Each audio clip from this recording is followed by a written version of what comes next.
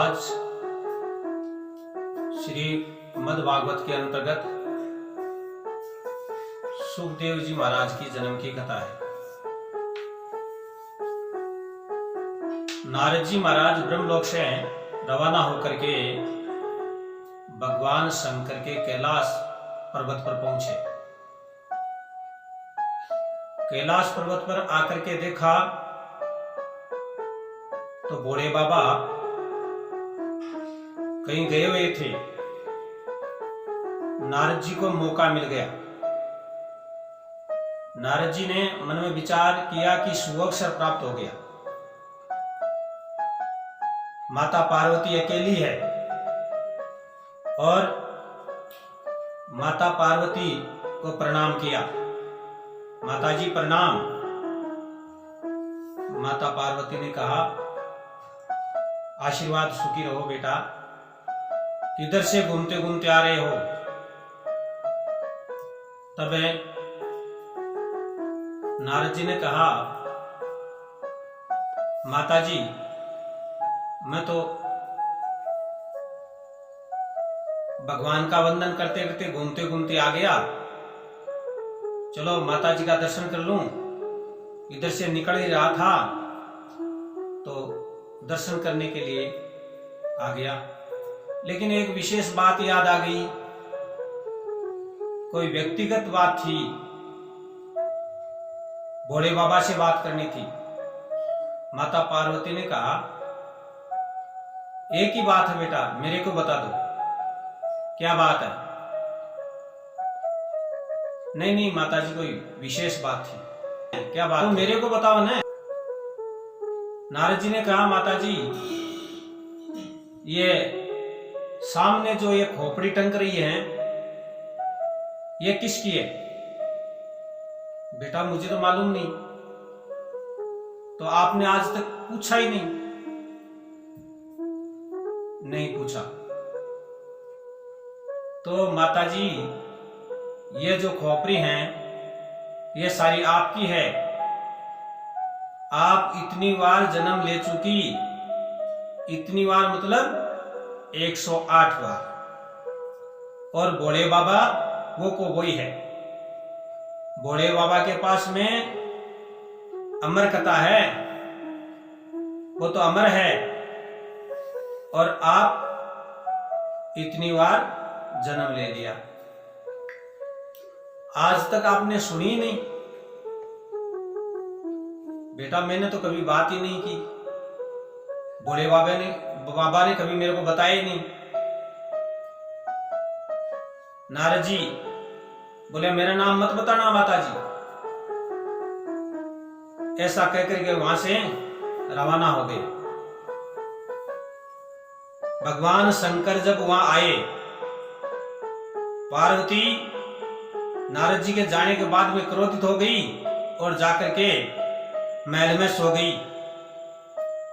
भगवान शंकर आए और पूछा, गणेश और कार्तिकेय किधर गए? तो थोड़ा सा क्रोध भाव में जवाब दिया, मेरे को क्या मालूम। तो थोड़ी देर बाद में ही भगवान शंकर ने पूछा, तो नंदीश्वर किधर गया? करती हुए देखते हुए किसी के आपका क्या काम है, आप क्यों नहीं देखते? भगवान शंकर ने मन में विचार किया, अरे ये क्या हुआ? ध्यान लगाया तो मन में विचार आया कि वो ब्राह्मण देवता, वो ऋषि देवता आते हैं ना, जब कुछ न कुछ काम करके जाता है, वो तो अपना काम कर गया। तब भगवान शंकर ने धीरे से पूछा, तो बात क्या है आखिर? मैं जब यहां से गया था तो कोई बात नहीं थी, इतनी बार में ये क्या बात होगी? पार्वती ने कहा, आप हमसे छुपा करके रखते हो। क्या छुपा करके रखता हूं? आज तक आपने मेरे को कभी भी अमर कथा नहीं सुनाई, और आप अमर के अमर हो, और मेरा न जाने कितनी बार जन्म हो गया। तो कोई बात नहीं, अब सुना देता हूं। इसमें क्या तकलीफ की बात है, इतना क्रोध क्यों करती हो? तो पार्वती ने कहा, सुनाओ, सुना देता हूं। लेकिन ये अमर कथा जो है, इसका नाम अमर है, ये किसी दूसरे को बताने वाली नहीं है। औरतों में एक आदत होती है कि कोई भी बात हो वो एक दूसरे को कहती है, नहीं कहेगी तो उसको नींद नहीं आती। इसलिए ये किसी को कहने वाली बात नहीं है, ध्यान रखना। हाँ पतिदेव, मैं किसी को नहीं कहूंगी, आप तो मेरे को ये अमर कथा सुनाओ। भगवान शंकर कैलाश पर्वत पर जो ऊंची शिखर है, उस पर एक शिला पर जाकर के पार्वती सहित बैठ गए और वहां पर एक ताली बजाई। एक ताली बजाने से जितने भी जीव थे, जितने भी पक्षी थे, वह सारे उड़ गए। फिर भगवान शंकर ने दूसरी ताली बजाई, उससे भगवान शंकर का त्रिशूल रवाना होकर के कैलाश पर्वत के 3 परिक्रमा करके वापिस आ गया। भाई यहां पर कोई है कि नहीं, देख करके पैरा देख करके वापिस आ गया। फिर तीसरी ताली बजाई, उस ताली से वहां पर मंद सुगंध हवा चलने लगी, वहां का वातावरण शुद्ध हो गया।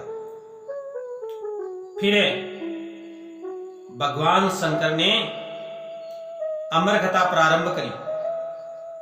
अमर कथा प्रारंभ करी, उस समय माता पार्वती को कहा कि हे,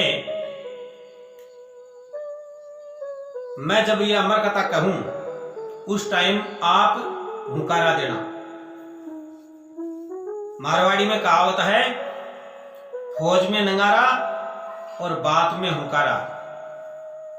हुंकारो देते रहे तो बात बढ़िया बनती रहे। ये वास्ते अमर कथा के अंदर हुंकारा देना।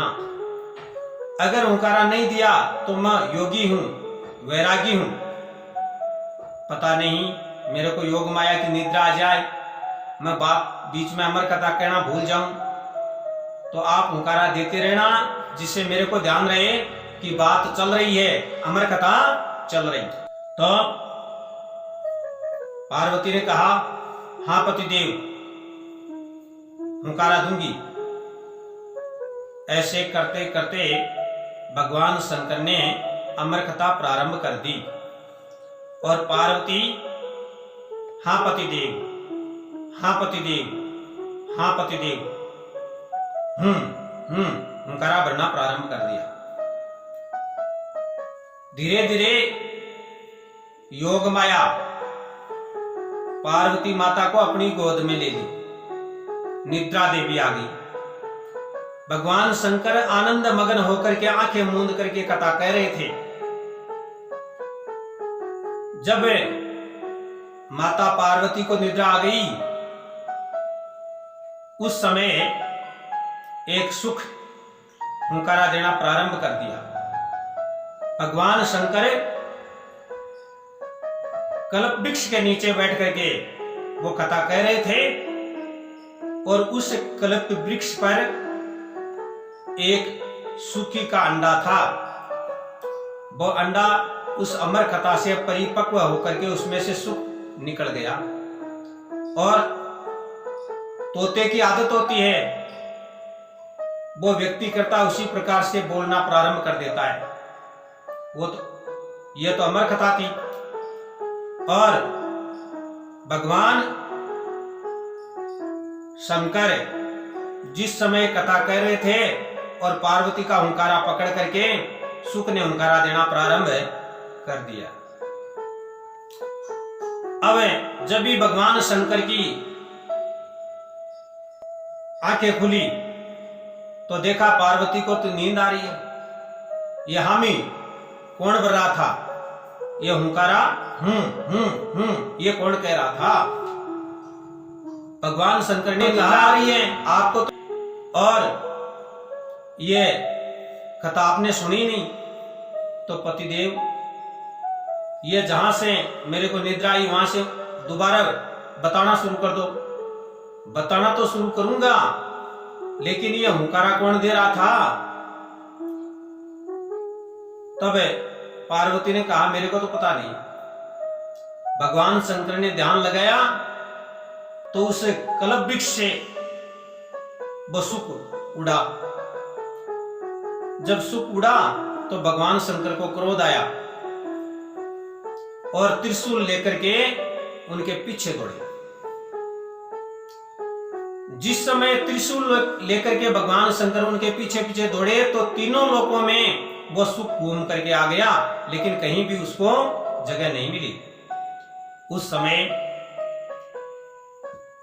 सुख ने मन में विचार पैदा किया कि भूत प्रेत आत्मा की कोई बाधा है या और कोई प्रकार का कष्ट है तो देवताओं की आराधना करने से मिट जाता है, लेकिन देवताओं से अगर पंगा ले लिया तो ये कहां मिटेगा। देवताओं की प्रसन्न करने की वाणी तो ब्राह्मणों के पास में है। ब्राह्मण देवताओं की वंदना, प्रार्थना, ध्यान ये सब करते हैं तो उनसे देवता प्रसन्न होते हैं। तो सुख वहां से वेदव्यास जी महाराज के घर में प्रवेश कर गया। वेदव्यास जी की पत्नी को उसी समय जम्बाई यानी उबासी आई और उबासी के साथ मुंह में चला गया, उदर में जाकर के प्रवेश कर लिया।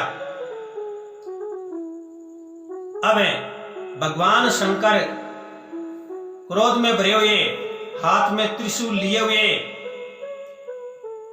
वेदव्यास जी के घर के द्वार पर पहुंच गए।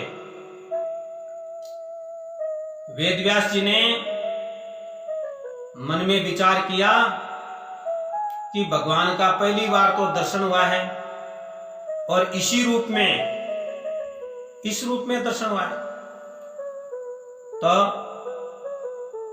भगवान शंकर को प्रणाम किया, हाथ जोड़ करके प्रार्थना करी, बोले हे महाराज आपका पहली बार तो दर्शन हुआ है और फिर इस रूप में।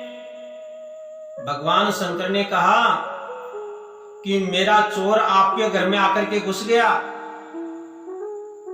वेदव्यास जी महाराज ने कहा आपका चोर? मन में विचार किया चोरी करने के लिए वहां क्या था? कैलाश पर तो धुना है और कोई नार वगैरह, भूत, यक्ष, गंधर्व, राक्षस, क्या धन माल था वहां पर? तो कोई धनमाल नहीं था, किस चीज की चोरी करता? वेदव्यास जी महाराज बोले हे महाराज आपके वहां क्या चोरी करके लाया था? आप तो बिना मांगे ही सब कुछ दे देते हो। तो भगवान शंकर ने कहा अमर कथा। वेदव्यास जी ने कहा अमर कथा? जब कोई चोर आया है और अमर कथा अगर चोरी करके लाया है, अमर कथा अगर सुनी है, उसका ध्यान किया है, तो महाराज वो तो अमर हो गया। उसको अगर आप क्रोध में आकर के त्रिशूल से मारोगे और वो मृत्यु को अगर प्राप्त हो जाएगा तो अमर कथा की महिमा समाप्त हो जाएगी। उसको फिर अमर कथा कौन कहेगा? ऐसे प्रार्थना करके भगवान को शांत करके और कैलाश पर्वत पर भेज दिया। इधर सुक ने मन में विचार पैदा कर लिया कि मैं 12 साल तक यहीं भगवान का ध्यान करूंगा।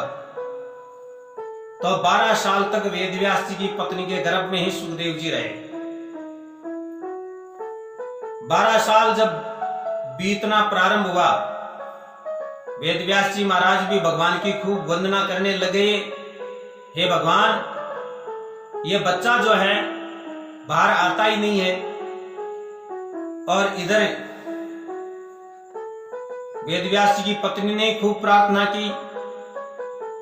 भगवान विष्णु सुखदेव जी को कहते हैं अरे सुख बाहर आओ। विष्णु भगवान को सुखदेव जी कहते हैं बाहर नहीं आऊंगा। क्यों? बाहर आने से मेरे यहाँ की संसार की माया ये लग जाएगी, मैं इसमें लिप्त हो जाऊंगा और मेरे को जो भगवान की समर्थि ज्ञान प्राप्त हुआ है ये इस संसार में उस माया में फंस करके नष्ट हो जाएगा और माया में लिप्त होने से मैं बहुत दुख पाऊंगा, इसलिए मैं बाहर नहीं आऊं और अंदर ही आपका भजन करूं। विष्णु भगवान ने कहा माया तो मैं नहीं रोक सकता, यह तो प्रकृति की देन है और बदलना कठिन काम है। तो क्यों आप नहीं बदलोगे तो मैं बाहर नहीं आऊंगा। विष्णु भगवान ने सोचा यह तो काम बहुत गड़बड़ है। विष्णु भगवान ने कहा कि मैं क्षण मात्र के लिए माया रोकता हूं, उस समय आप बाहर आओ। तो विष्णु भगवान के कहने पर सुखदेव जी बाहर आए और विष्णु भगवान ने क्षण मात्र के लिए माया रोकी। उसी समय जन्म होते ही सुखदेव जी वहां से जंगल के लिए रवाना हो गए भगवान का भजन करने के लिए। क्यों? संसार में अगर रहेंगे तो मनुष्य से मिलन होगा और अपने को यहां माया व्याप्त करेगी। जंगल में जाकर के तपस्या करनी है, भगवान का भजन करना है। इस विचार से जंगल की तरफ रवाना हो गए। बोले सुखदेव जी महाराज की जय श्री कृष्ण।